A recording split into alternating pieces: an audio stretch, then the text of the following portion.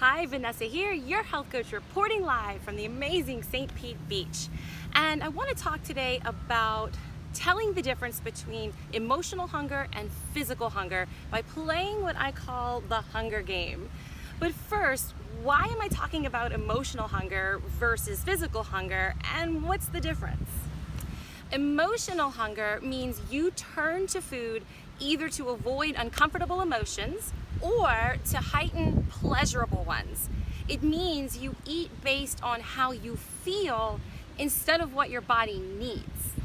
Some examples of emotional hunger would include eating for comfort or out of loneliness or sadness, eating from boredom, eating to try to soothe anxious or depressed feelings, or maybe it's eating to fill an aching heart. Whereas physical hunger means you eat when your body signals to you that you are in fact hungry. And it means that you stop eating when you are satisfied and before you are uncomfortably full. Some examples of physical hunger would be when your stomach growls and you get that hollow, hungry sensation, or your body feels weak and your energy starts to go down, your blood sugar gets low and you kind of get a little shaky, or you feel maybe a little bit lightheaded or faint. So what will learning to listen to your body do for you? It will free you from being a slave to food, and what that means for you is that you'll feel more in control of your eating and less dependent on food to help your moods and emotions. By listening to your physical hunger signals, you can determine how hungry or full you really are. With practice, you'll be able to pinpoint where your body is at any given moment. By doing so, you will train yourself to stop eating before you are too full and to not turn to food when you're not actually hungry, but are in fact bored, upset, anxious, or depressed. Because everyone knows that's a vicious cycle. So let me show you how to end that cycle and have some fun while doing it. Enter the hunger game.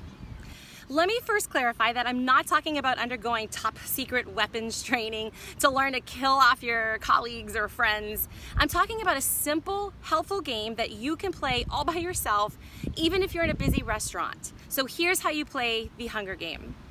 See if you can be the slowest eater at the table. No one has to know you're playing or that you're trying to win the hunger game.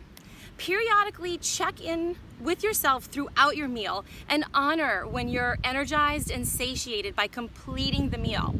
Use an end of meal ritual like putting your napkin over your plate or ordering hot tea and fresh fruit to symbolize completion of the meal. So what do you do now? In my health coaching practice, I help my clients learn to tell the difference between emotional hunger and physical hunger. Together, we come up with a plan to help you keep identifying the difference so you can lose weight naturally and double your energy.